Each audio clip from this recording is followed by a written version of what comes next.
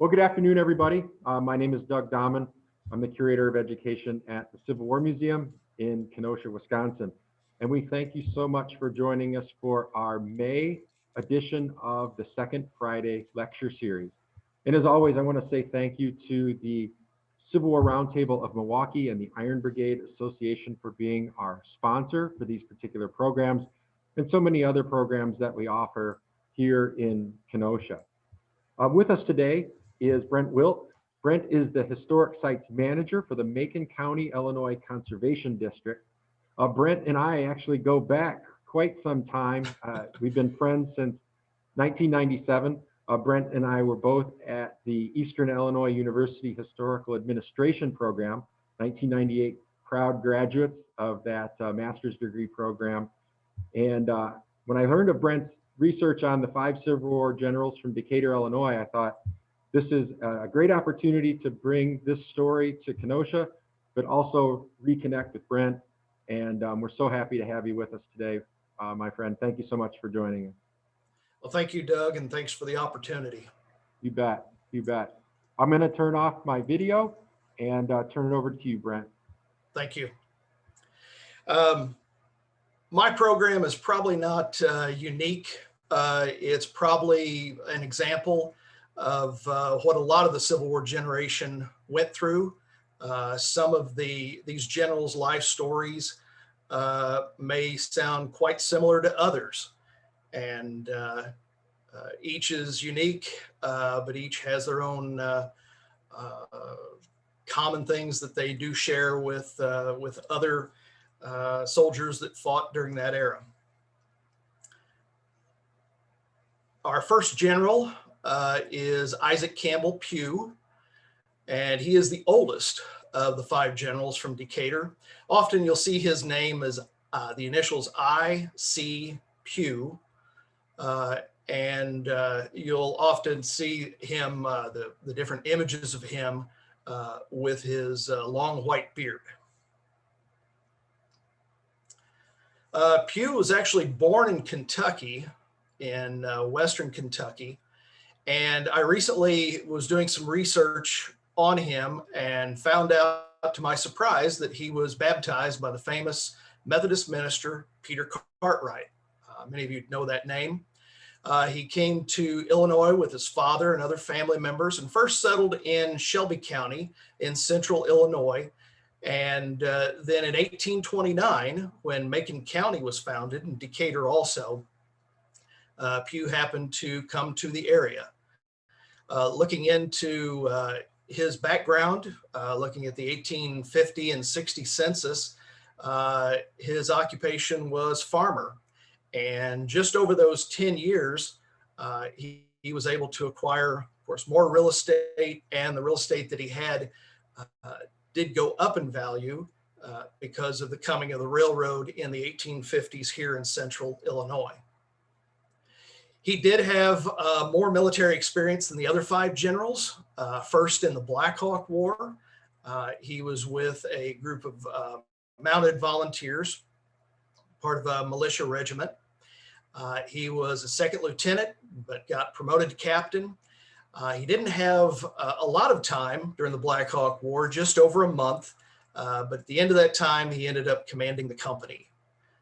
He also, in the 1840s, like many older Civil War veterans, he served in the Mexican War from the 4th Illinois Regiment for 1 year, and he did see combat in Veracruz and Cerro Gordo. Pugh, if you only look at his census records, you'll see he's listed as a farmer, but you have to look into the county records and see that he held almost every political office you can think of in early Decatur and early Macon County. Collector of the town, county assessor, the county commissioner's court, on and on, including after the Civil War, he was the mayor of Decatur for a 1-year term, and he was a member of the Illinois House of Representatives right after the Civil War. His Civil War experiences, he started out as a captain of a company a 3-month regiment, the 8th Illinois, and he got the opportunity to become colonel of the regiment of the 41st Illinois in August of 1861. The regiment saw combat at Fort Donaldson, at Shiloh. He commanded brigade. The regiment was involved in the Siege of Corinth, Hatchie River, Vicksburg, and some smaller battles. In July of 1863, he commanded a brigade again. But by the time 1864 rolls around, the regiment had suffered quite a lot of losses due to combat and other reasons, and they were actually consolidated with the 53rd Illinois Infantry. He did his 3-year term, and his enlistment was up. His regiment was being consolidated, and he was mustered out in August 20 of 1864 at age of 59. He was promoted to Brevet Brigadier General. If you're down by Vicksburg, you can see a monument to him, a bas-relief monument, and the 41st there at Vicksburg. Hopefully I get to travel soon and get to see some of these monuments. As a politician, he also got a political appointment to postmaster. And what's unique about his time as postmaster is that he was postmaster for 3 years in the 1830s, and then Decatur postmaster again at the tail end of his life in the 1870s, 40 years apart. Here's a picture of him with some of his officers. Some interesting facts about General Pugh is that there was a grade school here in Decatur named after him. And that's often how people here locally remember his name. He was a Masonic Lodge member from the 1840s until he died in the 1870s. 2 of his sons served with him in the 41st Illinois, Bartlett and Isaac. And you can see one of them, Isaac, or otherwise known as Ronaldo, on the right of the photo there. And also Grand Avenue in Decatur used to be Pugh Avenue. He is buried in Greenwood Cemetery near downtown Decatur. His Masonic symbol is prominent on his grave marker. And he died in 1874. Our next general is Gustavus Adolphus Smith. Often you'll see him just listed as Gus Smith or G.A. Smith. Here's a few images of him. You'll often see him with his big bushy black beard. His early years, he was actually born in Philadelphia. His father was from Virginia, was a Methodist minister. Sadly, though, his parents both died by the time he was 5. And thankfully, his siblings and he were raised by a grandmother. At age 16, he followed his brothers out to Ohio, and he learned the skill of wagon and carriage making, and that helped him make a living over the next several years. He came to Illinois in 1837, lived in Springfield for a while, and then in 1844 came to Decatur. He served 1 year as the constable of the village, and he starts his own business making carriages, buggies, and wagons. Here's a couple of ads for him, one from the newspaper and the other from a local business directory. Near the public square, he did repairs, he did brand new carriages, buggies, and wagons, and even says in the newspaper ad that he'd be willing to ship them out on the railroad. Looking into his business life, a state business directory listed him as a blacksmith, wagon maker, wheelwright, and a carriage manufacturer. I found another source that said his business employed 20 to 30 employees. He was a longtime Oddfellows Lodge member from 1849 and all the way to the end of his life. He started out as a member of the Whig Party, then later allied with the Democrats under Douglas, and then during the Civil War, he becomes a Republican. He was offered Democratic Party nominations in 56 and 60 for the state legislature, but turned it down. If you look at the Macon County Census, he's listed either as a wheelwright or coachmaker in the 1850s and 60s, and his real estate definitely grows the value of it, and also his personal property. There is a story that's passed down to us here locally in that from 1858 to 1861, he sells a lot of carriages and buggies to Southern customers. And unfortunately, when the war broke out, he did not receive full payment for those, and he took quite a big financial loss. His Civil War years were quite eventful. I found quite a lot about him. He starts out the war drilling men locally, making speeches, but he declined some leadership offers until the summer of 1861, and he starts organizing what would become the 35th Illinois Infantry. That regiment, from the summer of 61 to the spring of 62, they end up being involved in operations in Missouri, culminating with the Battle of Pea Ridge. There he's wounded in the shoulder and the head and has to endure the insertion of a metal plate to cover a hole in his skull. And these wounds, especially the skull wound, would stay with him over the next several years, and he really doesn't fully recover for a few years. In July of 1862, while he's recuperating, he ends up coming back to Illinois. He forms another regiment, but is not allowed to command it because of his wounds. In the fall of 62, he's appointed a brigadier general, but unfortunately, again, due to his wounds, he's not able to serve in the field. That appointment expires, and he has to revert back to colonel. In the summer of 63, he got orders to start and command an Army convalescent camp in Tennessee. But in September of 1863, he's mustered out due to his wounds. He is a civilian once again in 1864.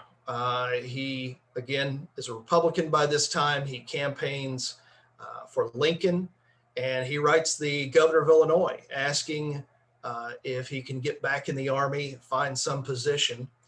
And fellow Decaturite and newly sworn in Governor Oglesby ends up giving Smith command of the 155th Illinois Infantry in 1865. It's one of the last regiments formed. They serve from February to September of 1865, and essentially what they're doing is guarding a railroad in Tennessee. Often you'll see, as many of you know, the losses due to diseases. The unit was not involved or lost anyone due to combat, but lost 71 just due to disease. He was promoted at this time in March of 65 to brevet brigadier general, and due to his still healing wounds, he was put on lighter duty and sent to serve on court-martial duty in Nashville. Smith is discharged a little bit after his regiment in December of 65, but he's not done with the South yet. He actually becomes a cotton farmer, moves his family to Tennessee in 66, and raises cotton with a business partner. In 67, he moves farther south into Alabama, raises cotton again, but he suffered some big losses financially. But in 68, he ends up campaigning for Grant for president. He's nominated for Congress from Alabama, but he declined. He did get a seat on the Alabama Board of Education and the Board of Regents for the University of Alabama. The board ended up working to provide free education for children, regardless of race, but unfortunately they were opposed by locals and called scallywags, carpetbaggers, and his own family did have to face some violence. In 1870, Smith's son William was a University of Alabama student. William got in a fight with a local KKK leader, and there was a gunfight. Both the men were shot. Both survived, but unfortunately a bystander was killed. Smith brings his family back to Decatur by the 1870 census, and he's back in his business of making carriages. His last 15 years are spent in New Mexico from 1870 to 1885. He accepts a position for the president as a U.S. collections and dispersing agent for the territory. He serves 15 years at the revenue office there. He ends up getting a monthly pension for his skull wound. And locally there, he's commander of the GAR, and he stays active in the Oddfellow Lodge. And he would serve in various positions with the Oddfellows there. He died in 1885, and he is buried in New Mexico, there at the Santa Fe National Cemetery. Our next general is a rather stern-looking Jesse Hale Moore. You'll see him with or without the beard, but he always usually has that rather stern look in most of his photos. His early years, he was actually born in Illinois, down near the St. Louis area, St. Clair County, before Illinois was a state. He attended McKendree College nearby and graduated with honor. In the 1840s and early 50s, he was either a teacher or a principal at several schools. First in Nashville, Illinois, then in Georgetown, Illinois, Paris, and all these schools were private schools associated with the Methodist Church. He later organized and was president of the Quincy English and German Seminary. That changes its name, and it still exists today in Quincy as Chaddock. At Georgetown, he ended up becoming a licensed preacher with the Methodist Church, and he's received on trial in 1846.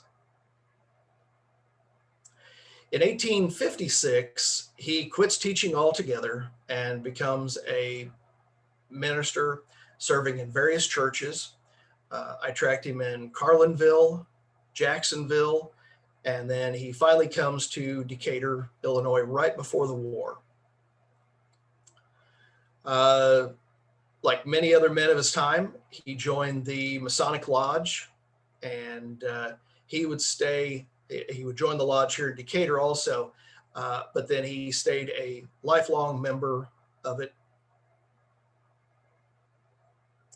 His Civil War years. In summer of 1862, he left the pulpit, he resigned, he started organizing companies that would later become the 115th Illinois Infantry Regiment and became the regiment's commander. It's not surprising. He had a father who served in the Revolutionary War.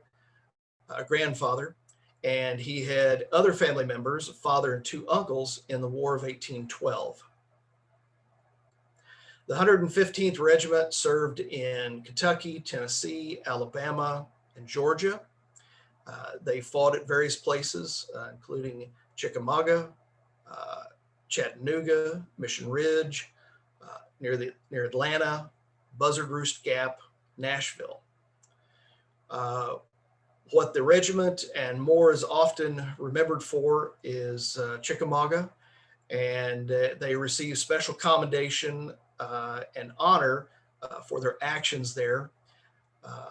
Moore ended up leading repeated assaults, Snodgrass Hill area. He had 2 horses killed during that battle. In December of 1864, he was given command of the 2nd Brigade and 1st Division, 4th Army Corps, and remained in command of that until the end of the war. He was promoted to Brevet Brigadier General at the end of the war for gallant and meritorious conduct on the field of battle. He was mustered out with his regiment in 1865. If you go down to Chickamauga, you'll see the regimental monument there, and has his name on the plaque that I just learned. The plaque on the back, I believe, is missing. Dedicated by the veterans many years after the battle. After the war, he returns to Decatur. He goes back to the pulpit, back to the ministry, but he gets elected to Congress for 2 terms. After that, he comes back to Illinois. He works as a pension agent. And also in the 1870s, he is pastor at a small church in Springfield, later in Decatur, and he's admitted to the bar. Last chapter of his life is actually not in the United States. He takes the position of consul in Peru, one of the port cities, appointed by President Garfield. And as consul, he would be representing the United States in any kind of diplomatic affairs in that city. Unfortunately, as happened several times, as I found out in Peru of that area, of that era, there were different yellow fever outbreaks, and he died in July of 1883 in Peru. He was buried there initially, and then later reburied just a few years later in Greenwood Cemetery near downtown Decatur. Our next and most famous general is Richard J. Oglesby. He is most famously associated with Abraham Lincoln at several times in his life, and I will talk about that. But of the 5 generals, he is the most famous. Started his early years, he was born in Kentucky. Sadly, his parents died when he was quite young. Thankfully, he did have a large family. They ended up splitting up. He went with an uncle, and they later came to Decatur, Illinois. He tries his hand at being a farmer and ends up a couple other occupations. He also becomes a lawyer in the years right before the Mexican War, and continues that after the Mexican War. He does serve with the 1st Illinois Infantry and becomes a 1st lieutenant. He does go to the California Gold Rush with a group from the Decatur area. He ended up, unlike many Gold Rush participants, he actually made money and brought it back to Decatur, invested in land, and he ended up investing in land pretty much for the rest of his life. He does something quite unusual for the residents of Central Illinois in that era. He takes a rather long trip and visits many sites in Europe. He goes to Russia, and he even goes to the Middle East. One of the things about his life is that he comes back and he gives some public speaking engagements about his trip. I mean, he's one of the few people in central Illinois that have seen these places. And so he comes back and in his public engagements, tells about what he saw, gives his impressions. And I think it helps him become a public speaker. It helps get his name known and helps with his political career. In the fall of 1860, he is elected a state senator for Illinois, but he ends up resigning when the war broke out. As a veteran of the Mexican War, he has some experience under his belt, just like Pugh, and he ends up being a colonel of the 8th Illinois Infantry, the 3-month regiment, and he ends up re-enlisting. He ends up participating with his regiment at the battles of Fort Henry and Donaldson, and ends up commanding a brigade at Donaldson. He's promoted to brigadier general, but he is actually home on leave and misses the Battle of Shiloh. In the summer of 62, he's brigade commander and acting division commander. Then in October of 62, at the Battle of Corinth, he's standing with another general. They're both wounded. He is pretty much given up hope on by many of the doctors, except for one, Dr. Silas Trowbridge of Decatur, who knew Oglesby personally. It's through the actions of Dr. Trowbridge and the strong constitution and physical shape of Oglesby, I believe that he was able to pull through. He has a very slow recovery. A bullet stays in his chest for the rest of his life. November of that year, he's promoted to Major General. He's back on active duty by the spring of 1863, but unfortunately, he's not fully recovered. He tries to resign in the summer, and he tells his superiors that he just isn't up to it physically. And President Lincoln actually gives him a 6-month leave to recover. Then he gets an assignment for lighter duty, assigned to the court-martial duty in Washington, D.C. May of 1864, he sees an opportunity to run for governor of Illinois and resigns from the Army, comes back and starts campaigning. I mentioned some of the various connections between Oglesby and Lincoln. There are several, so I thought I would take just a moment and include these. They first met each other at a Whig Party rally in 1840 in Springfield. Lincoln, as a circuit riding lawyer, he ended up coming to Macon County during some of his career and worked on some cases with Oglesby. Both were members of the Republican Party from its earliest days. Amongst many Lincoln historians, what Oglesby is most remembered for is that he helps with the Republican Party state convention in Decatur, and he gives Lincoln the name the rail splitter candidate, and goes with Uncle Johnny Hanks, Lincoln's relative, out to the Lincoln farm, former Lincoln farm west of Decatur, to get fence rails.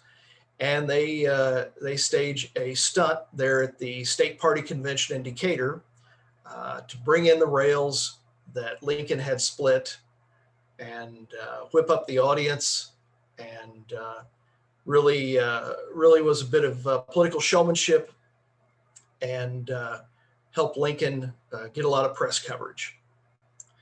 Another time that their lives intersected was actually the evening of Lincoln's assassination.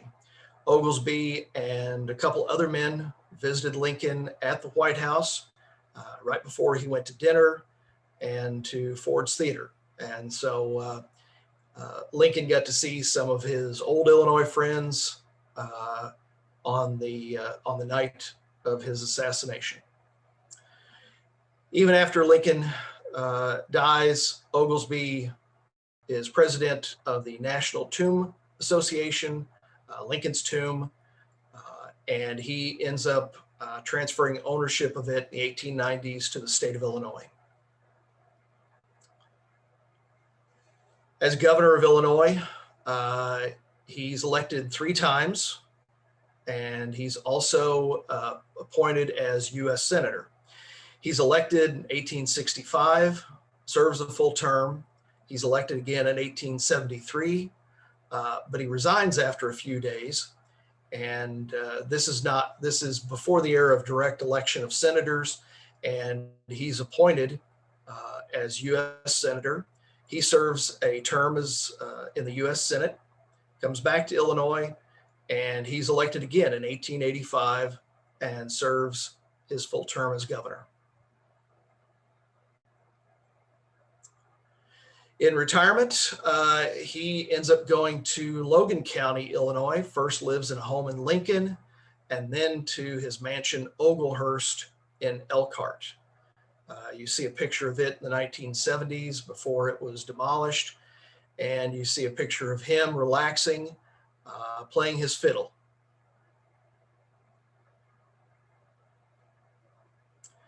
So whether he was in or out of office in those post-war years, he was often invited by veterans groups or political groups to come and be a public speaker at dinners, at rallies, wherever they might need him. This is a picture of him in the 1890s.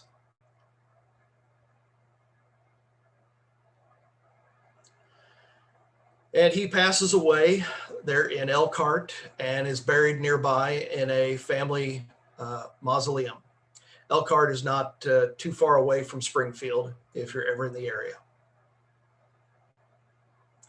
A couple things about Oglesby, because he was so famous, his connections with Lincoln. Like I said, he was remembered more than the other generals and honored for being a governor and senator. There actually is a Richard J. Oglesby grade school still in operation in Chicago. There was an Oglesby grade school in Decatur for most of the 20th century, but it's now closed.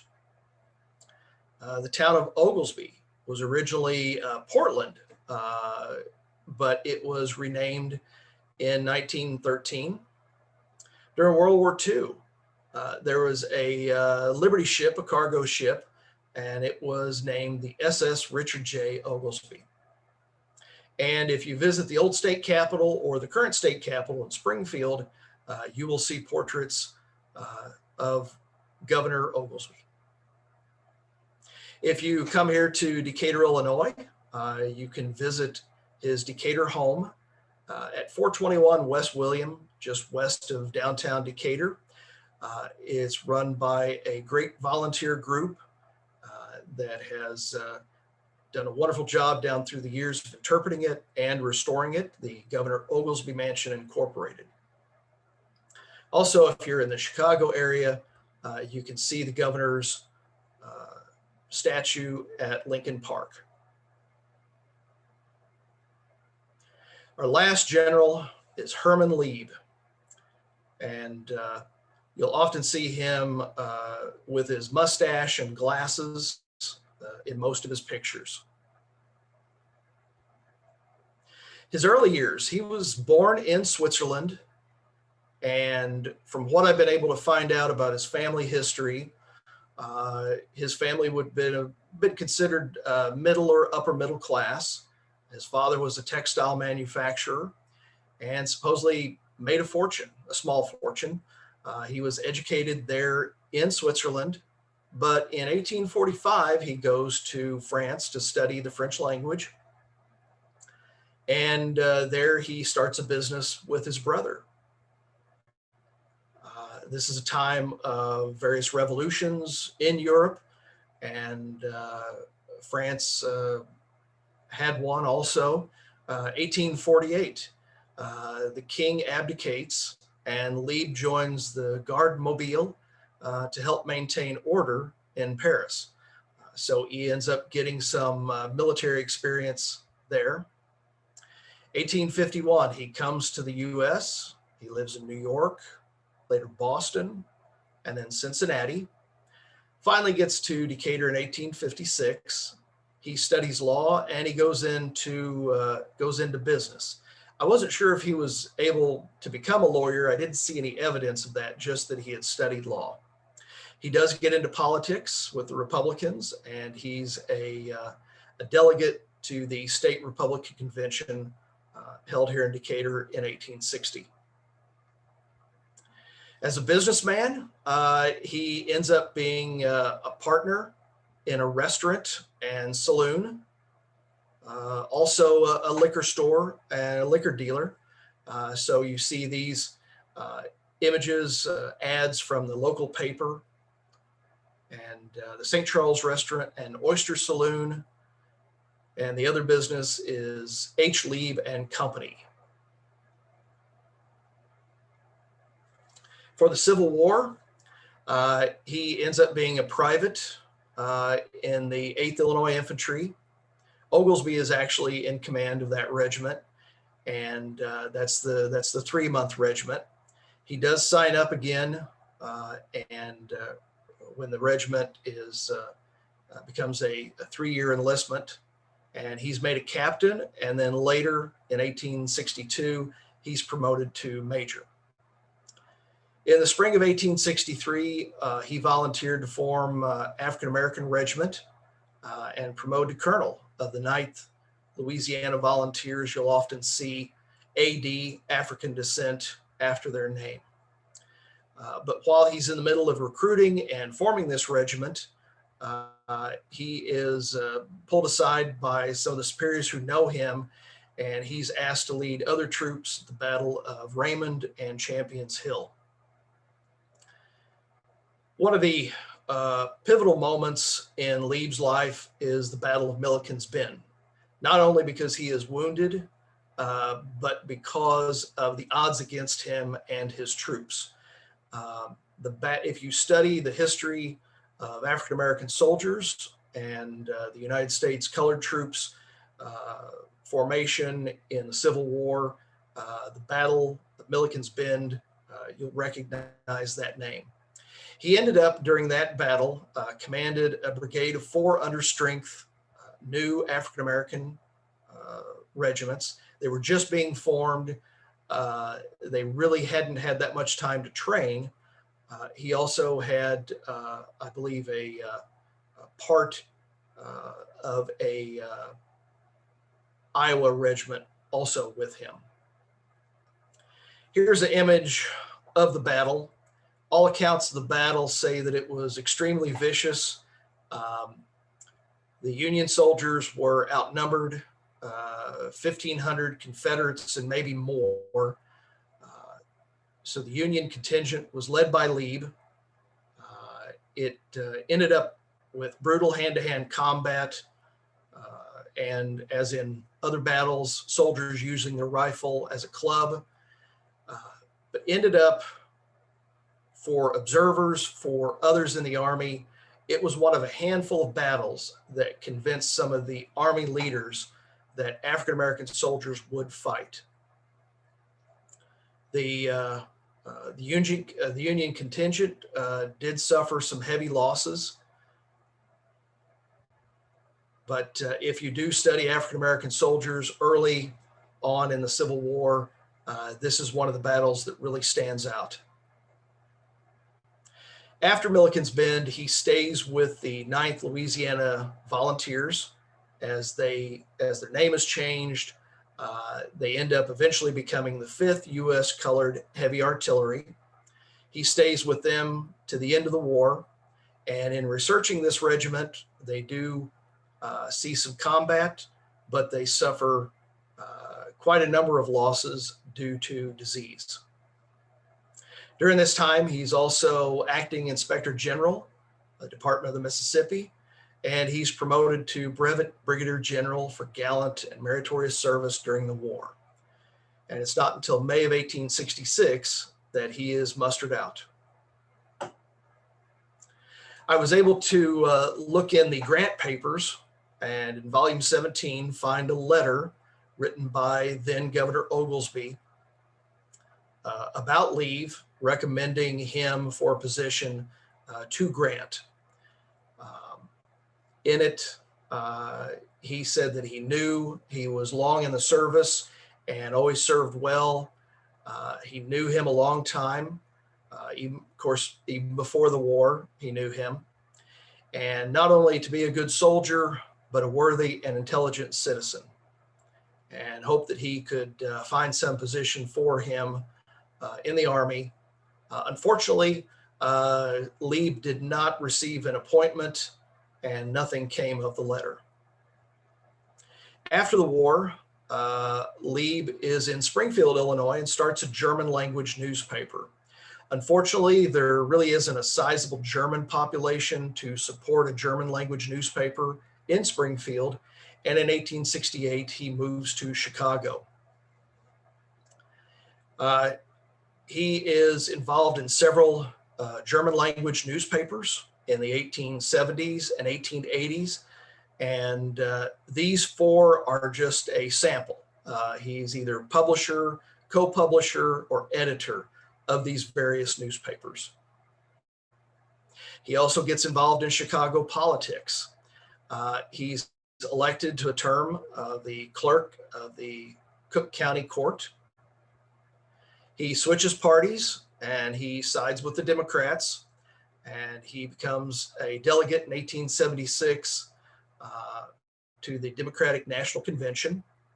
He also receives some political appointments and ends up being an ally of the Chicago mayor at the time, Mayor Harrison. Political appointment, superintendent of the water department, and then also he's a superintendent of a post office in the Chicago area. Another chapter of Lieb's life is that he is an author. He writes pretty specifically just on European history or politics, American politics of this era. And I found 6 books that he completed in this era, late 80s on up into just after the turn of the century. I have actually been to his grave site, and he has no gravestone, not even a military marker, no family marker there in Rose Hill Cemetery. Some of you either from the Chicago area or that have studied Civil War history may know this is quite a famous cemetery in Chicago. I want to talk in summary at the end here about some of the similarities between these men and some of the different connections that they had. Oglesby, Lieb, and Smith, they were all wounded in battle, all ended up marrying and having children. Lieb ended up serving in a regiment early in the war, and that was commanded by Oglesby. Oglesby spoke at a funeral memorial service for General Moore. Oglesby, as I mentioned earlier, appointed Smith as a colonel of his second regiment. All were elected to political office at some time in their life. Oglesby and Pugh actually, Oglesby served under Pugh during the Mexican War, and then it was reversed for a while during the Civil War, and that Pugh served under Oglesby. Smith and a business partner actually borrowed money from Pugh before the Civil War in the 1850s. And then both Moore and Pugh are buried in Greenwood Cemetery here in Decatur. Last, how we remember them and how much audiences today know of these 5 men. As I said, Oglesby is the most well-known because of his connections to Lincoln, both before, during, and after the Civil War, and for being a 3-time governor of Illinois. Smith and Moore are probably the least known of the 5. Smith would end up leaving Decatur shortly after the war, come back briefly, and then go to New Mexico. Moore went to Congress, stayed in the Decatur area, and he's even buried in Decatur, became quite well known, but he's still not known to modern audiences.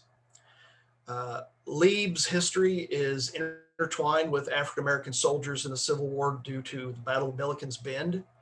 He is better known probably nationally than he is locally. And Pugh, his name is still spoken in Decatur. Mostly it's in regards to remembering the grade school and not actually the general. That's a conclusion of the program. I want to say thanks to Doug for the opportunity, and I hope you've enjoyed it. Thank you, Brent. And I thank you for coming up and doing this for us. I know it's a long time coming when we were going to do this last summer. So really appreciate it. And I hope it's a window into Central Illinois. And the Lieb story was something we did here at the museum with our exhibit on foreign immigrants and their participation in the Civil War. So he's actually featured in our exhibit here at the museum currently. Thanks a lot, Brent, and I really appreciate it, and I'm sure we'll talk again real soon.